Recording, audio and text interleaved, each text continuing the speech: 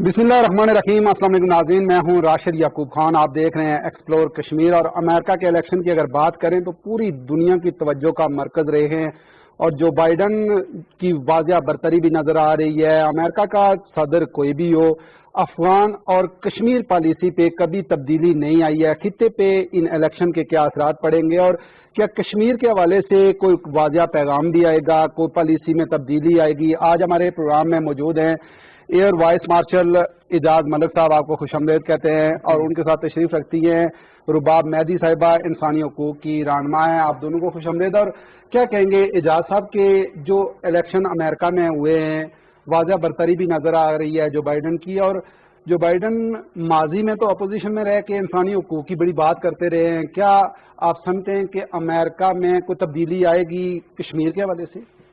बहुत शुक्रिया जी। देखें, अमेरिकन जो फॉरेन पॉलिसी है वो एसेंशली एक उनके कंटिन्यूटी होती है जो कि उनकी एस्टैब्लिशमेंट बनाती है। उसमें जो है जो ग्लोबल कोई इश्यूज होते हैं उसके एतबार से कोई माइनर एडजस्टमेंट्स तो होती हैं, लेकिन उसमें कोई ऐसी कोई जो है सब्सटैंशियल चेंज नहीं आती। और वो सेंट्रिक होती है हमेशा से ग्लोबल जो इकोनॉमिक इंटरेस्ट हैं अमेरिकन स्टेट के, वो उसके अराउंड मूव करती है। जहां तक व्हाइट हाउस पे तब्दीली का ताल्लुक है, ये महज आप मैं ये समझता हूं कि इसका जो बड़ा रियलिस्टिक एनालिसिस होता है वो यही बनता है कि सिर्फ उस पॉलिसी को हैंडल करने का तरीकाकार बदल जाता है। जैसे अगर हम मुकाबला करें डोनाल्ड ट्रंप का जो बाइडन से, तो डोनाल्ड ट्रंप अपनी पॉलिसी को ट्विटर्स के जरिए एक एग्रेसिव और कैजुअल इनफॉर्मल जो पोस्टिंग है उससे मैनेज करते रहे हैं। उसके मुकाबले में जो बाइडन अगर आते हैं, जिसका कि अब काफी हद तक जो है ना वो श्योरिटी होती जा रही है, तो वो इसको एक फॉर्मल तरीके से इसको परसू करेंगे। सो ये जो इसकी डायनामिक्स यही चेंज होंगी कि उसकी आप ये कह लें कि सिर्फ हैंडलिंग के तरीकाकार वो चेंज होगा, रीस्ट्रक्चरिंग उनकी पॉलिसी की नहीं होती।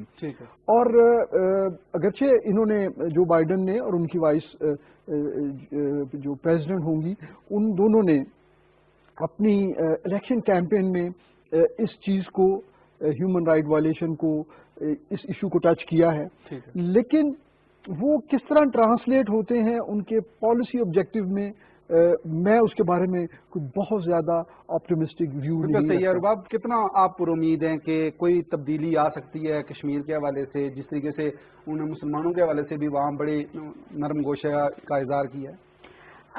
बिस्मिल्लाहिर्रहमानिर्रहीम।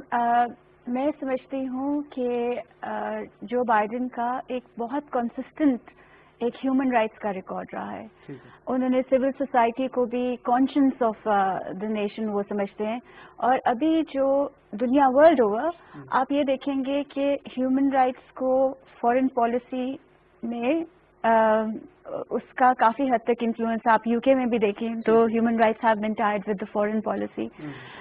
कुछ स्टेटमेंट्स जो हैं सिर्फ जो बाइडन की नहीं, एज यू नो जो बाइडन को हलाले पाकिस्तान भी मिला था 2008 के करीब गालिबन। उसके अलावा there are actually more Congress people who have spoken about Kashmir. जैसे कि Senator Warren ने कहा है कि rights of the Kashmiri people must be respected. फिर Bernie Sanders ने कहा है कि action to annex Kashmir was unacceptable. Kamala Harris, I think it was a very strong statement coming from the vice president, और क्योंकि उनका अपना origin उधर से था तो that held more water कि we have to remind Kashmiri people that they are not alone in the world and we are keeping a track on the situation.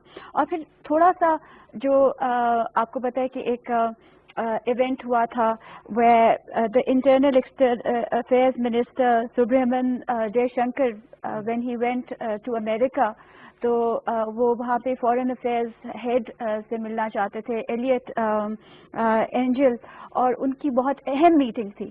لیکن اس میٹنگ میں انہوں نے یہ شرط رکھی تھی کہ اس میں پریملا جے پال نہ ہو. جے پال وہ بھی ایک کانگریس وومن ہے، اور ان کا بھی کشمیر کے بارے میں ایک بہت اسٹرانگ اسٹانس رہا ہے کہ basically she didn't want internet restrictions, she didn't want کہ جو نیوٹرل تھرڈ پارٹیز ہیں ان کو بھی نہیں دیا جا رہا، لوگوں کو بغیر کسی چارج کے اریسٹ کیا جا رہا ہے. تو she had the strong views on Kashmir. تو انہوں نے شرط رکھی تھی کہ یہ میٹنگ میں نہ ہو. That request was not accepted, اور وہ meeting it ended up being cancelled. تو اس کو آپ سمجھ سکتے ہیں کہ word of words, لیکن that was translated into action also.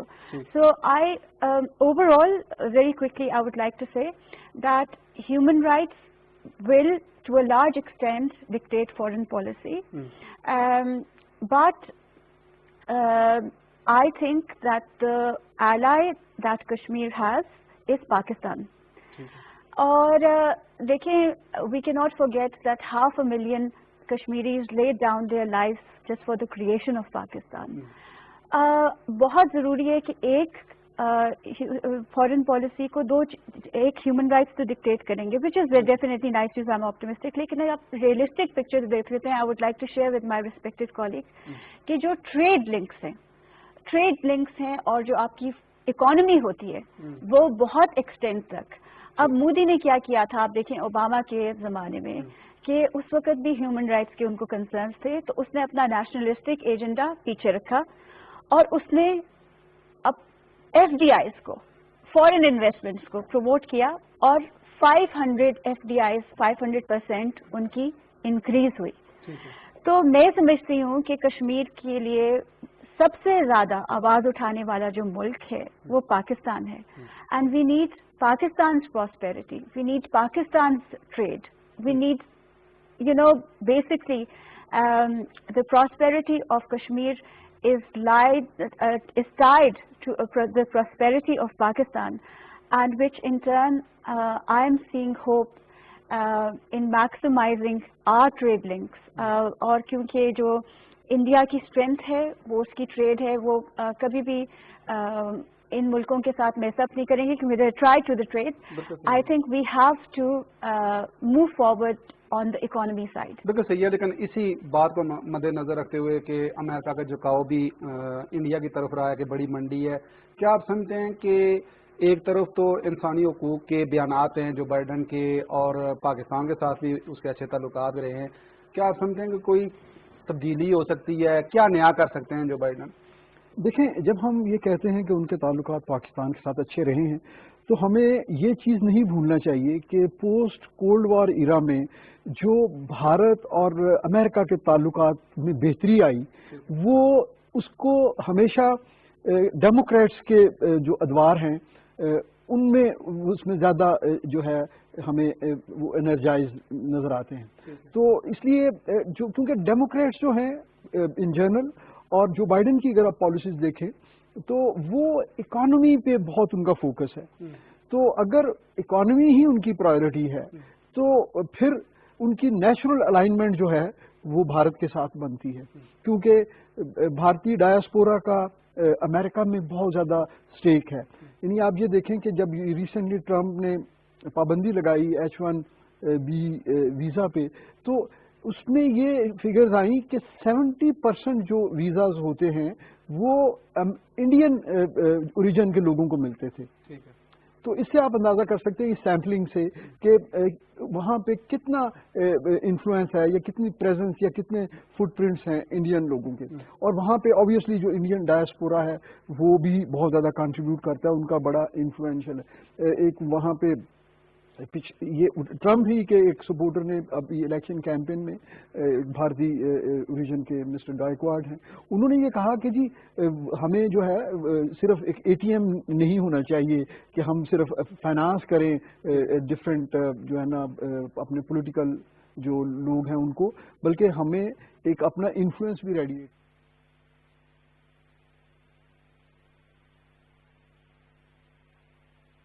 الله أكبر الله أكبر الله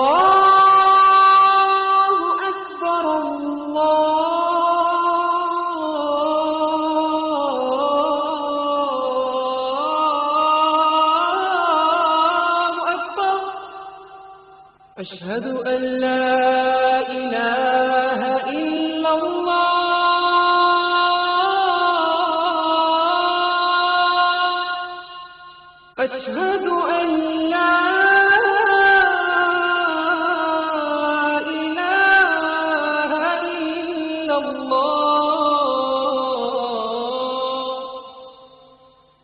أشهد أن محمد رسول الله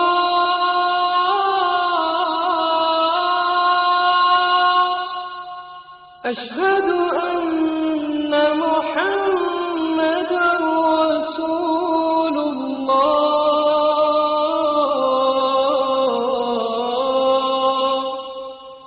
حي على الصلاة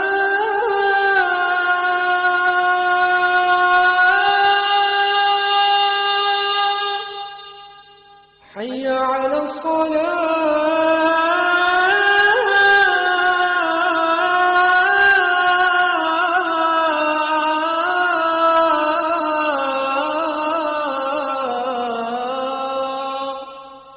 حي على الفلاح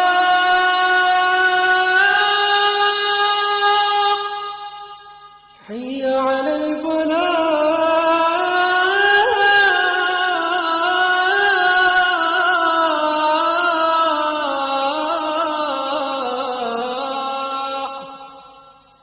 الله أكبر الله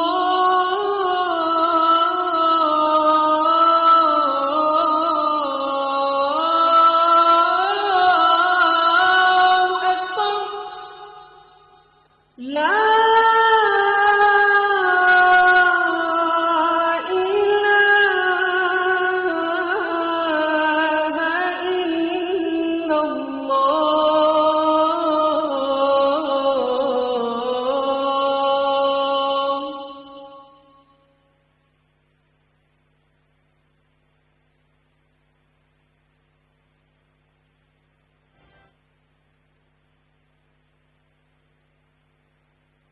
تو اگر وہ اس خطے میں رہتے ہیں تو وہ پاکستان کو آئسولیٹ کر کے نہیں یہاں ان کا انٹرسٹ جو ہے وہ سرو ہوتا.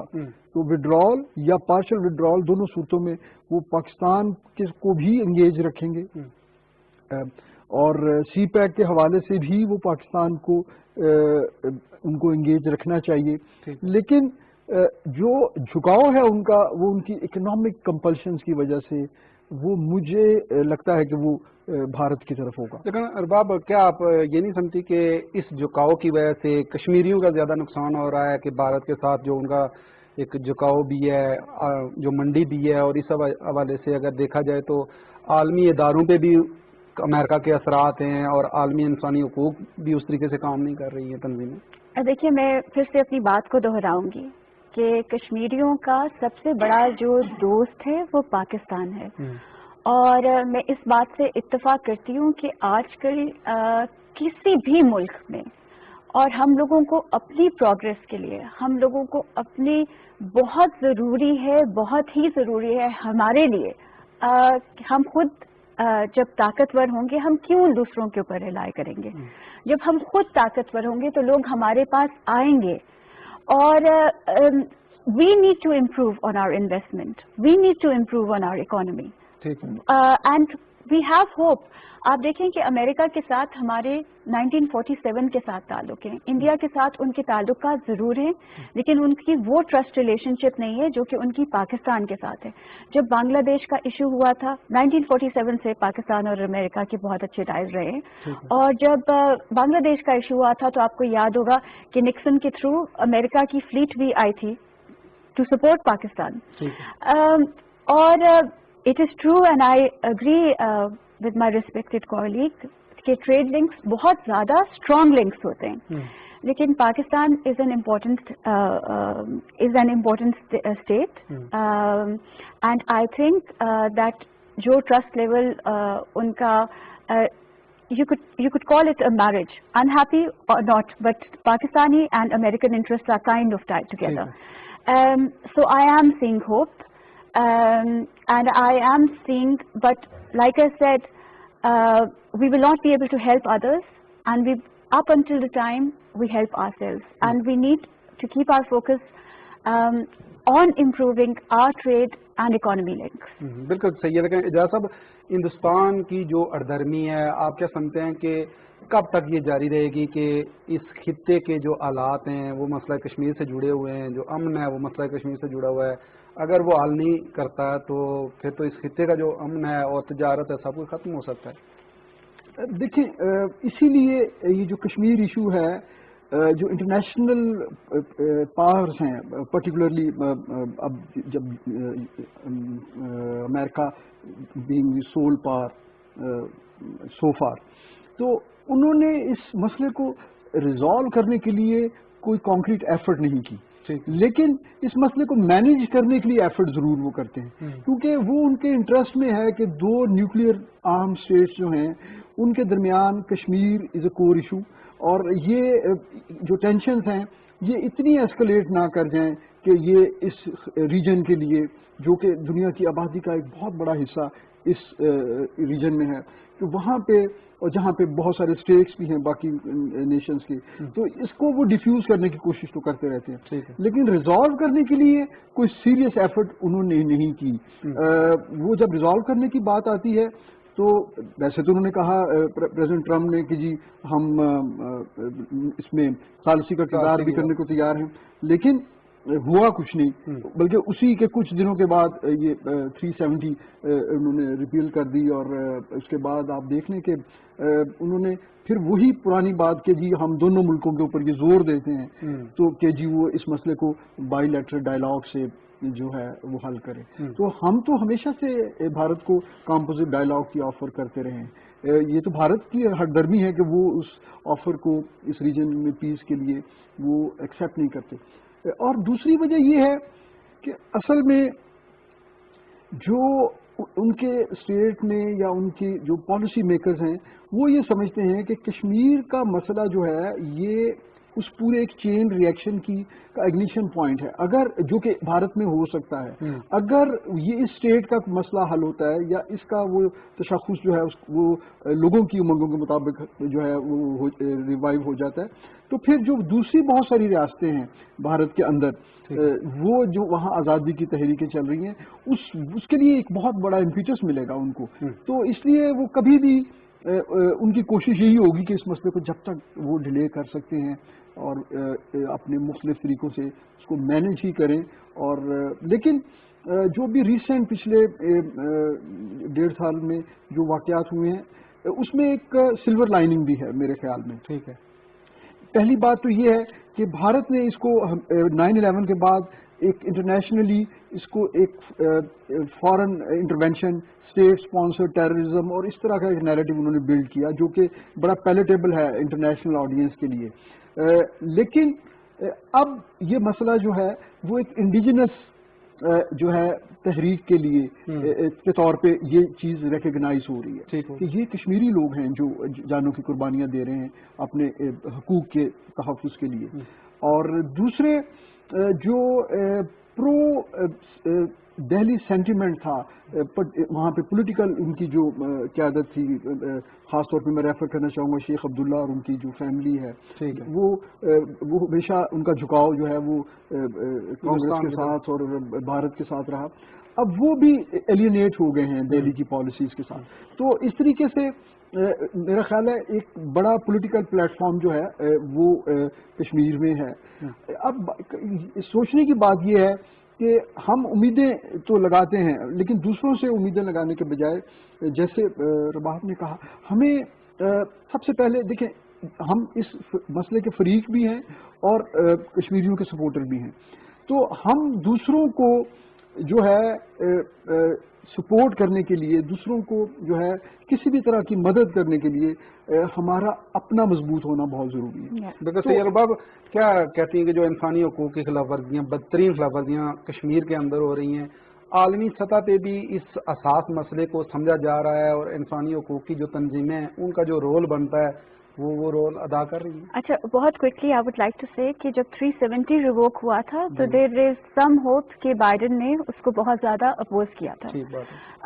کاملا ہیرس ڈڈ دا سیم تھنگ. جے پال اور یہ بات ہے کہ یہ سب لوگ انڈین اپوزیشن میں تھے تو اس وقت کیا there opposition is quite because میں نے جیسے کہ عرض کی کہ فارن افیئرس کی جو میٹنگ تھی that was cancelled. So it was quite a significant scuffle if you would like. And what Modi did was actually a gift to the Kashmiri people. As my respected colleague said, it actually united the Kashmiris. جو اصل میں کسی بھی conflict میں بات ہوتی ہے کہ the leaders do not agree with each other, so population suffers.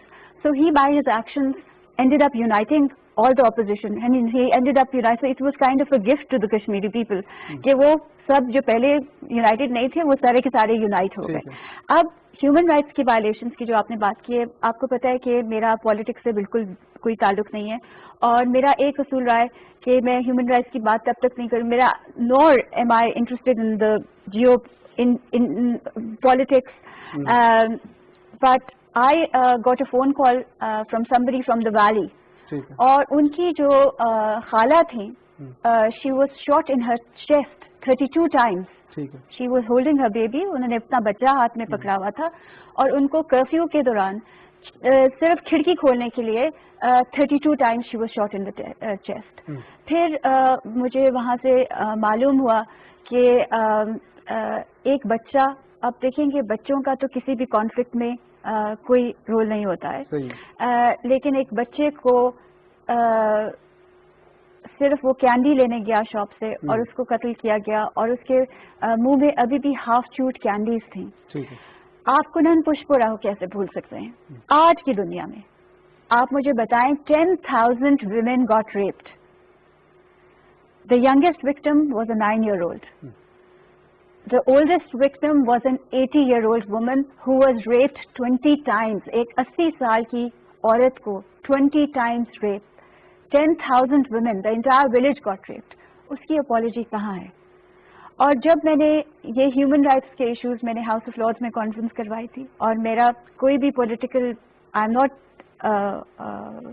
A politician, I am not in purely from human rights angle, تو میں آپ کو یہ بتاؤں کہ یہ جو میں نے آپ کو بچے کی بات شیئر کی ہے, یا جو میں نے آپ کو خاتون کی بات شیئر کی ہے, اس کی ساری ایویڈنس انٹرنیٹ سے غائب ہو گئی. سو اس ایویڈنس کو یہ بھی ایک بہت بڑا ایشو ہے کہ ایسی بات نہیں ہے کہ